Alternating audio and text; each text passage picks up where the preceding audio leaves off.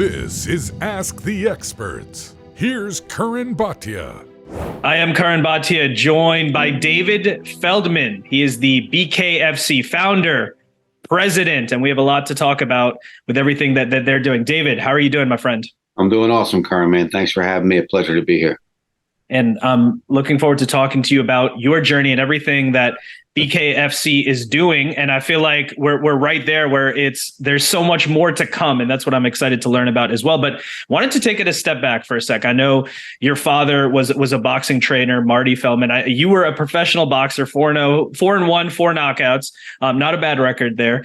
It must have been hard to make it down to welterweight, but we'll talk about that. I know that, this is part of your family heritage, and something you posted on social media in 2010, you said Bare Knuckle Boxing coming soon. That was in 2010. We're talking now over a decade later, and we obviously have Bare Knuckle Boxing here. But it wasn't an easy journey, and I know you had to approach many different state athletic commissions and to make this thing happen. What was the journey like to get this thing off the ground? At first it was just so I actually did an event in 2011, August 5th, 2011, at the Fort McDowell Casino in Arizona, a native casino.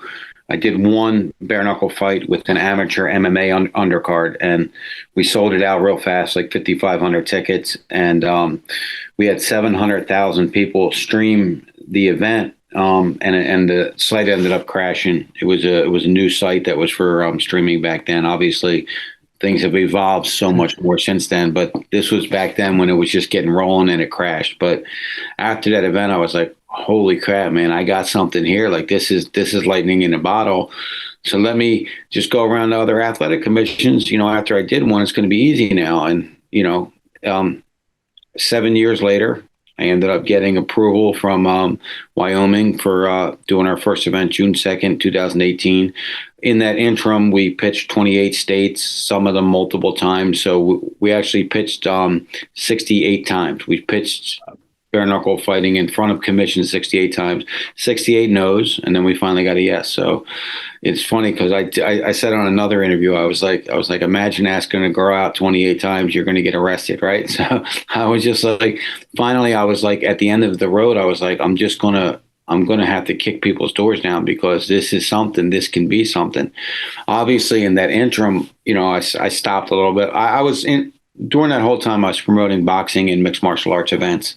And I was like, look, I can't keep doing this. And then Rolling Stone magazine, Men's Journal, publications like that would call me for an interview about the underground bare knuckle fighting I was doing, which I stopped.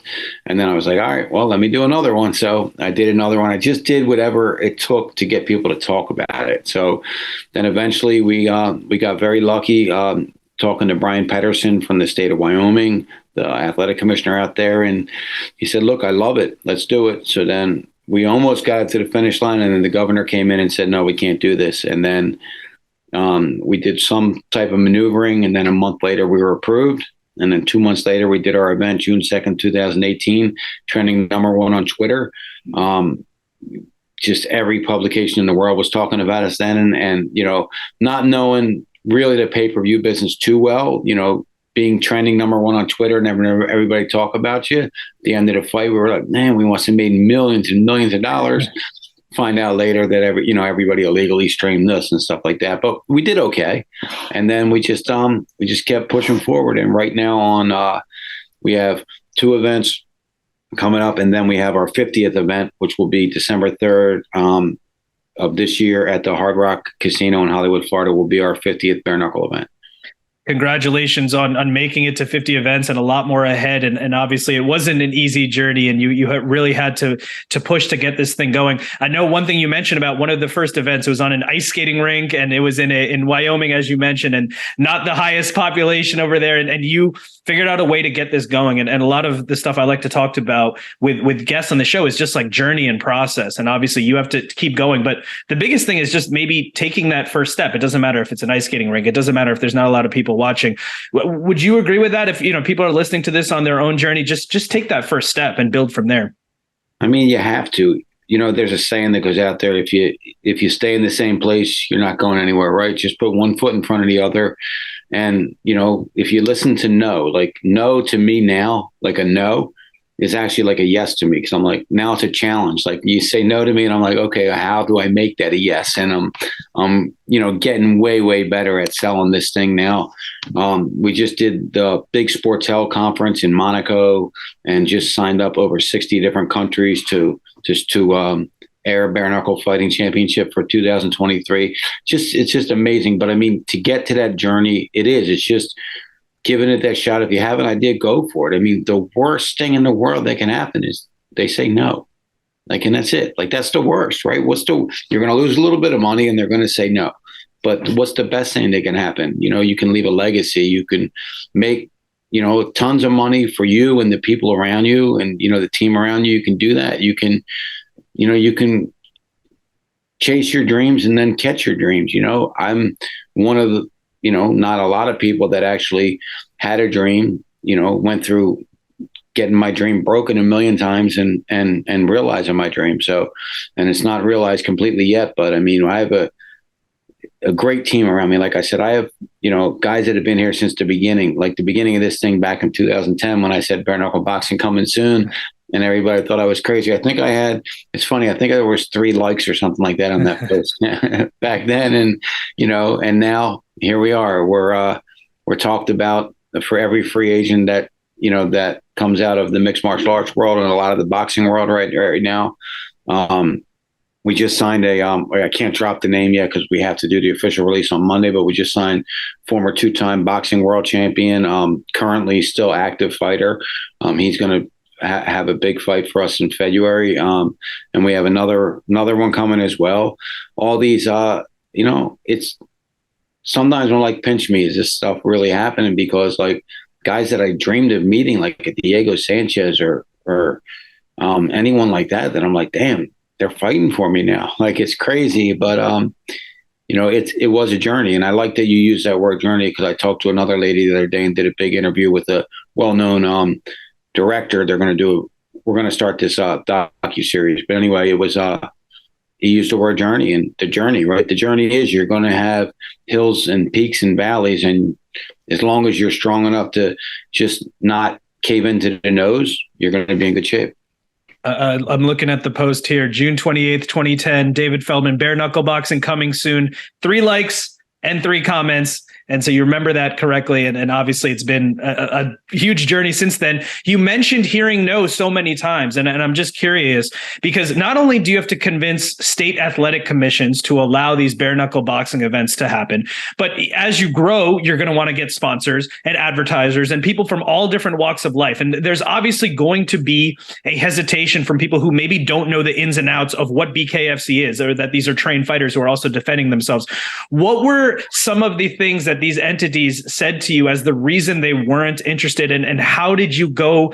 How did you take those objections and flip that no into a yes?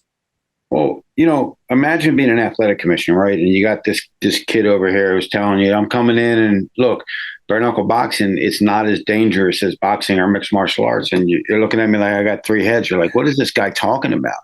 And back then, I didn't have the data to back it up that I do now. Back then, what I would do though is I would tell them to come over to a wall, and I would say, punch the wall with your bare hand, and they would just like kind of touch it. And then I would put a boxing glove on them. I'd say, now hit the wall. And they would hit it a lot harder. And I would go, that's kind of my whole case right here. Like, with a boxing glove on, you're going to have the courage and fortitude and everything to punch harder with it, because you're not in fear of breaking your hand. With the bare knuckle, you are. It's just natural. You're not going to punch as hard. You're not going to punch as often. It's going to be more of the sweetest science, not just the sweeter science. So you're going to actually calculate your punches more.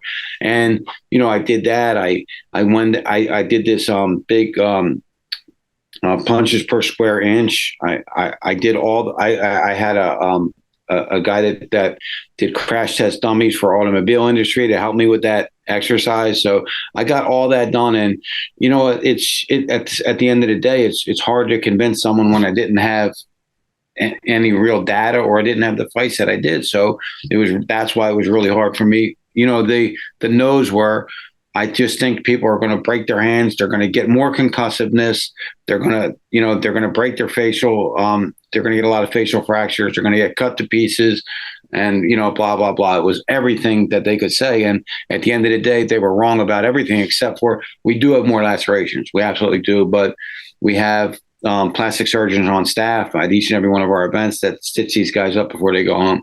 We have less concussive and subconcussive damage to the fighters. We have less facial fractures, and we have less hand breaks than boxing or mixed martial arts at this point. And our physician, our CMO, our Chief Medical Officer, is Dr. Don Muzi, who was for years the president of the Association of Ringside Physicians. So he's pretty much was the number one top ringside physician in all of the United States. And that was the kind of like the perception of, no, they can never get this legal. And it's funny because going back to that time, I believe it was in 2012, after I did the 2011 fight, I went to a UFC event and I jumped over the barricade and I tapped Dana White on the shoulder and I said, "Hey, did you hear about that bare knuckle fight?" He goes, "Yeah, I heard about that." I said, "I'd love to talk to you." I said, "I had 700,000 people watch it." He's like, "You'll never get that legal. You'll never get that sanctioned. You'll never get that going." And I was like, "Isn't that what they told you? I'll see you at the top." And I was like, I can't believe I just said this to him. But,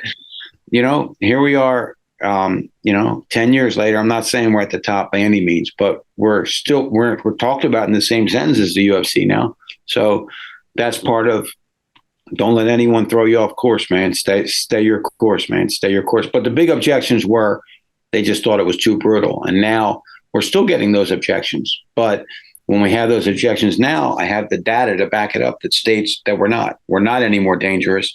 I'm never going to say we're safer, right? Because as you know, you've been in boxing for a long time. Anytime you get two men or women in the middle of a ring punching each other with gloves, without gloves, it's not safe. It's just not safe.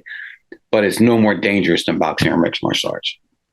I wanted to ask you actually about when you did meet Dana White. I had read that story that you said to him, "I'll see you at the top." And obviously you guys are still growing, but you've made a massive splash since then. Have you had any communication with Dana White? What's your relationship like with Dana White now? No, I don't really have a relationship with him. I do have a relationship with a couple of the top execs at the UFC who have allowed some of their fighters to fight for us. I think the main thing about why we are being successful is we stay in our own lane. And I mean that respectfully too. We don't talk about other organizations. We don't go for other organizations' fighters. Obviously, when they become a free agent, we're all over them. But we just mind our own business, and we feel anyway, our real only competition is ourselves. And if we can be better, if we can have better production, if we can put on better fights and get better sponsors, and it's just us right now. And I think that's why we have a great relationship with them, and actually with Bellator as well, because Bellator lent us their number one or number two fighter, MVP, to fight for us in London. So I think just minding our own business, staying in our own lane is getting us a lot further than people thought we would get to.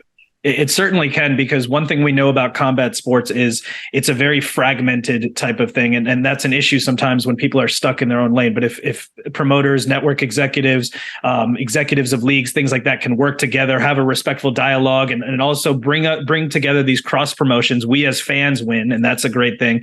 I wanted to talk to you about some of the fighters that are under the BKFC umbrella. Of course, one of the big names that was a UFC fighter was Paige VanZants. She had a big following. She still does have a big following, and obviously that's going to help get eyeballs to BKFC. What was the thought process in signing Paige, and do you feel like she's delivered on your investment in her?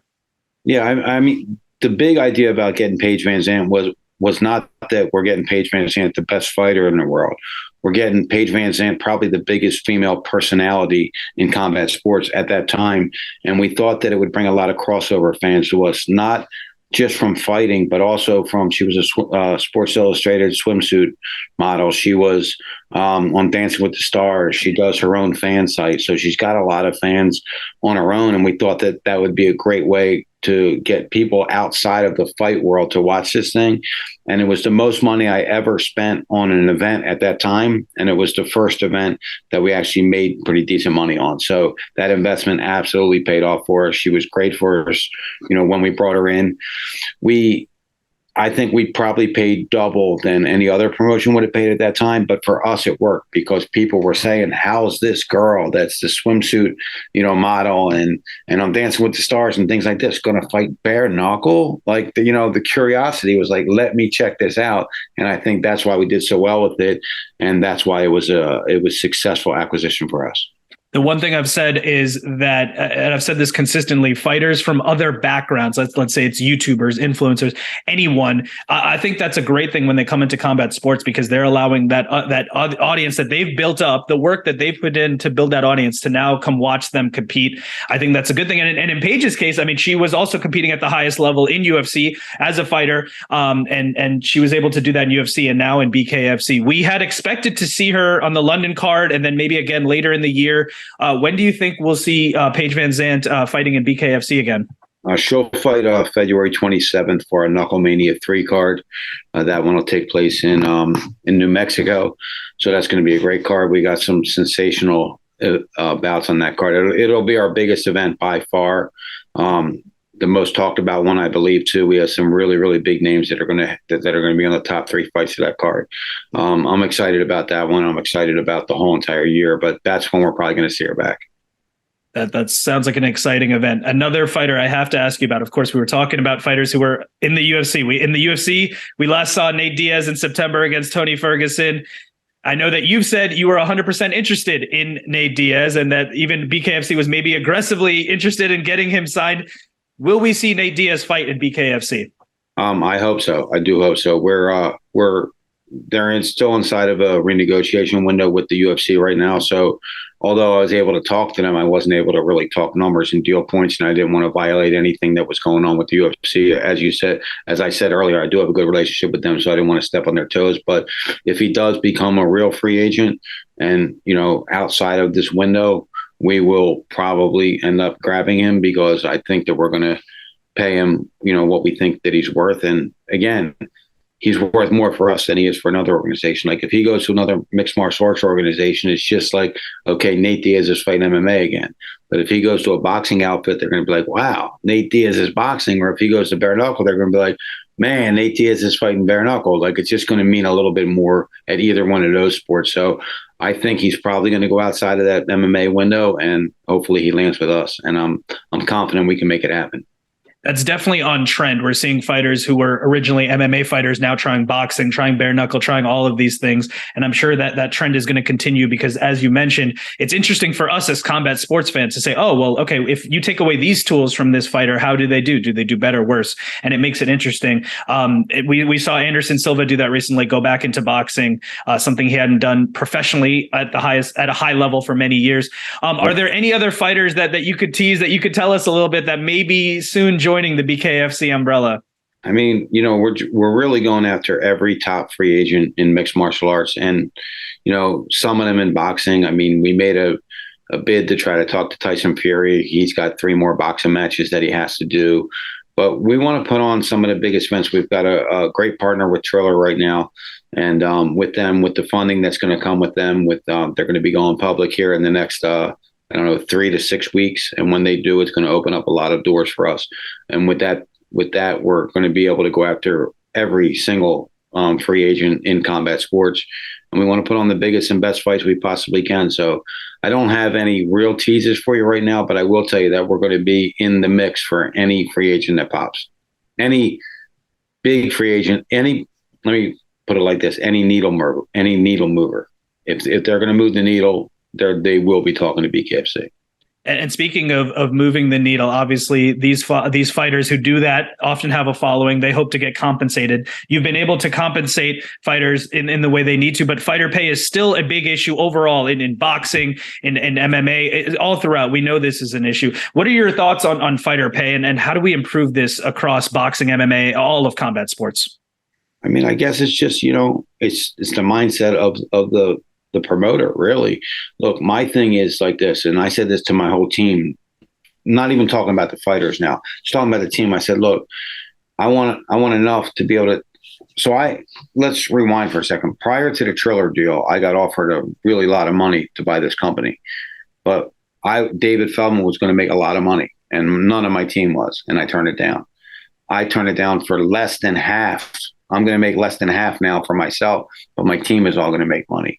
And that's just the mindset I have. I want everybody to eat, right? I mean, how much do you need to eat, right? Like, how big of a house do you need? How many cars do you need? How many of that do you need? If you can spread it around and make everybody else happy as well.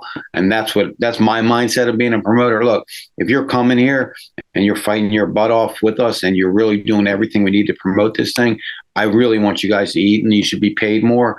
And that's why we, came up with the first ever combat sports pension plan, which we didn't actually launch yet, which we're launching officially in January, because there was a lot more to it than I thought. When I said, let's do this pension plan, I thought it was just money. It's so many different regulatory things they have to do, which we knocked everything out, and that will launch in January. But for me, like I said, it's like everybody needs to eat. I mean, and if you're going to help, you especially need to eat. And if you're not going to help, well, then maybe you don't take part in that pension plan, or maybe you don't take part in, we have some sponsorships that are giving out a lot of money to the fighters now as well. But, I think it's all in the mindset of the promoter, and, not saying that they're greedy, but how generous they are. And that is a big part of it. And the fact that you're working on a pension, I think is great. I think the more that we can provide these fighters, like healthcare, things like that, I think that'll really help, because you don't want these fighters to feel like they're on their own. And that goes for all of combat sports. And that actually leads me into my next question. Of course, fighter safety is very important. I know you spoke about some of the things that you guys are doing, and I just wanted to ask you a little bit more about it. We've had tragedies in boxing, in BKFC, in MMA, all throughout this sport. And there's every time a fighter goes into whatever it is, a ring, an octagon, a cage, they are risking their lives, and they're doing it for our entertainment as fans. Obviously, there's financial gain for them, and there's glory, and there's other things like that. But at the end of the day, I mean, these are warriors risking their lives, and we all want them to come out safe on the other side, go home to their families. There's been things talked about in recent memory, and I hope that there's more protocols set in place. I hope that there's more people, medical staff on site at events. I would love the culture to change in fighting, in terms of, if a fighter, for example, is not feeling good in the corner, maybe the trainer could step in and say, okay, well, you've had enough, or referee stopping the fight sooner. Your thoughts overall on fighter safety and maybe ways to improve it? Well, I think where it starts is with their trainer. I think it starts with their trainer, meaning there's a lot of guys out there that are, as you mentioned, my father, he trained 7 world champions. He's been in this for a long time. And the one thing he had was great communication with the fighter, where they felt comfortable. Like if he said right hand, they threw a right hand immediately. They didn't wait that split second, because if you wait the split second, it's not there. So they had trust in him. He was well schooled. He knew what he was talking about, as there's a lot of those guys out there like that. Manuel Stewart, Freddie Roach, guys like that really want to teach boxing and teach the fundamentals to these fighters. But there's other guys that take a guy off the street, come in a boxing gym, never got hit in their mouth in their life, don't know what it's like, and they're putting these guys in fights when they're not ready for it. And I think that something needs to be done to where these trainers need to be more qualified. There has to be some type of qualification or licensing that allows them to get a trainer's license, not just fill out a form at the weigh-in and pay $20 and now you can be a boxing trainer, because you literally have these fighters' lives in your hand, and you have to take it more seriously. That's where I think it starts from. And then it runs up the ladder. Look, the promotions have to be liable too as well. Like, we did have that tragedy with Justin Thornton, and we did everything we could for his family. We launched a Justin Thornton Memorial Scholarship Fund. We're going to keep him in our memory. And if that ever happens again to anybody, we're going to do the same type of protocol with their families. But we did raise our medicals to meet the guidelines of the Association of Ringside Physicians all across the board. Whether a state regulates or requires that or not, we're still going to keep our medicals at a certain place. We have four or five ringside physicians at every single fight, obviously the EMTs and everything else that we need. And we look after these guys, after the fights as well. Like, for instance, our doctor, Don Muzi, as I say, he stays up all night long the night of the fight. He keeps his phone on. If any fighter even has a headache, if their hand hurts, anything, they call him the night of the fight, and he goes to the room and cares for them. And if they need medical attention, he gets it for them. But I think it starts with the trainers and some type of qualification, and then it runs all the way up the ladder to the promoters. And obviously the athletic commissions need to be, do what they're doing, and some of them need to do a little better, and some of them are doing just phenomenal. And we hope that the trend of more attention to fighter safety continues into drug testing, and even fans and enthusiasts of the sport. It's easy to say, oh, that guy's a quitter. Well, it might be a good thing for that person to quit that day. Or if someone pulls out of a fight for mental health or physical health, that's probably a good thing, because the last thing you want is someone getting into an octagon or a ring and not being 100% ready to go and then get seriously hurt. So I think that should be a universal thing throughout all of combat sports. I just had two more questions for you. One about you personally and one about BKFC as a whole. For you personally, we talked about your hunger and your drive, and just you as an entrepreneur here, and then you're working obviously in your passion, which is combat sports here. From where you were in 2010 when you put that out on social media, you've made it a big way. I know you have a long way to go, but how do you continue to have that hunger now that you're tasting, you're tasting a little bit of the success? You're getting up there in terms of big name promotions and things like that. So how do you keep that hunger alive for yourself? It's all 100% it's legacy right now. It's not money. Look, I've seen some money, and what can you spend? Like I said, that's why I said about being generous with the fighters, because what can you spend? Like, how big of a house do you need, or how big of this do you need? Everybody needs to have some of it. So for me, it's all about legacy. And I talk to the team all the time, and because they're always like, when are you going to stop and bring somebody else in? And I'm like, I don't know when. I'm going to know when that's going to be, when I'm talking to more common people about bare knuckle fighting, and they know what it is, and they know what BKFC. Then I know I made my mark in combat sports. But until I really make my mark in combat sports, I'm going to stick with this thing. It was a tough journey since 2010. I was actually just telling my one of my colleagues here. I mean, they didn't know. Like, again, 6 years ago, I was at a very bad point in my life, man. I was broke. I invested in this business. It went south. I got diagnosed with cancer. I was having some other problems at home, and I drove to a bridge, and I was going to jump off of a fucking bridge, because I was like, this is it, man. Like, I just can't take this anymore.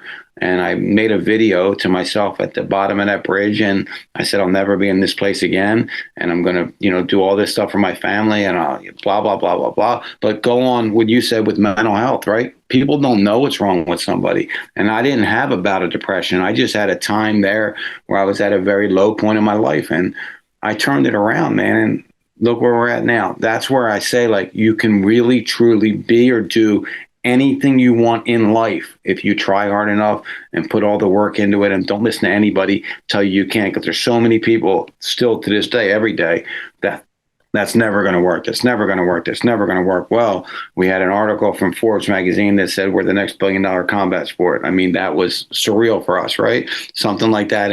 And having everywhere that we go, people are telling us we're the number 2 or 3 combat sports promotion in the world right now. That's phenomenal. But it's not going to be far out to where it's going to be time to know that we made our mark, and maybe somebody else can come in so I can spend more time with my family. But it's been a hell of a ride, man. And I'm so happy about where we are now, and where we're going is even better. Thank you for sharing that. And I'm sorry that you had to go through that in terms of the medical issues. And then, of course, the mental health. And I'm glad that you got the help you needed. And hopefully anyone who's watching this, if you are feeling that you do get the help you need from a professional, from friends and family, from people around you to turn it around. And you're a testament to someone who addressed your mental health and physical health, and you were able to turn it around. And that does lead me to my last question here. You talked about the future of BKFC. Obviously, there's a huge global opportunity here, because I could say personally, I know people overseas, there's huge combat sports fans that need to be served with a great product, and they're getting that in different places in boxing and UFC and other forms of MMA. But I know that you have ambitions in that world as well. I know that you're also signing fighters from the likes of Muay Thai stars. You mentioned a former world champion in boxing. You want to bring in people from different walks of life to compete under the BKFC umbrella. So, final question for you: what does the future hold for BKFC? On that note, I classify BKFC as like the melting pot, right? The melting pot of combat sports, because you can be a Muay Thai fighter, you can be a boxer, you can be a mixed martial artist, you can be a kickboxer, and you can all find that even ground right here, because it eliminates so many of the different attributes of combat sports, and it also melts a lot of them together. But in 2023, our plan is to do 12 what we call toe the line shows, and that's like our preliminary club show level show. We're going to do 12 of those. We're going to do 24 BKFC events in the United States, and then we're going to do 6 events in the UK, 6 events in Thailand, 6 events in Latin America, 6 events throughout Europe. And if the things subside in Russia, we're going to do 6 to 12 events in Russia as well. We're going to do a big promotion over there. So the global expansion is real. Like I said, we got 60 plus platforms at our meeting we just had in Sportel in Monaco. So, I mean, they love this sport. It's adaptable. See, I think the one thing I'm just going to say on that is, this is so adaptable to everybody in the world, because everybody, man or woman, black, white, Chinese, doesn't matter what nationality you are, doesn't matter what, ethnicity you are, it doesn't matter. What matters is the fact that everybody in the world knows what a bare knuckle punch is. Whether you've seen a bare knuckle fight, you've been in a bare knuckle fight, you get it, so it's closer to you. Now we're just bringing it in a much more professional atmosphere, with much more well-schooled professional athletes. But, it's something that's very adaptable to everybody. And I think that's why we've had so much success in our growth so far, because everybody can kind of adapt to what a bare knuckle fight is. David Feldman, founder, president of BKFC. I want to congratulate you on your journey so far. Thank you for sharing your story. And obviously, there's a lot to be written still for BKFC and for you personally. Thank you so much, and I very much appreciate the time. Thanks for having me. Thank you for listening to Ask the Experts with Curran Bhatia.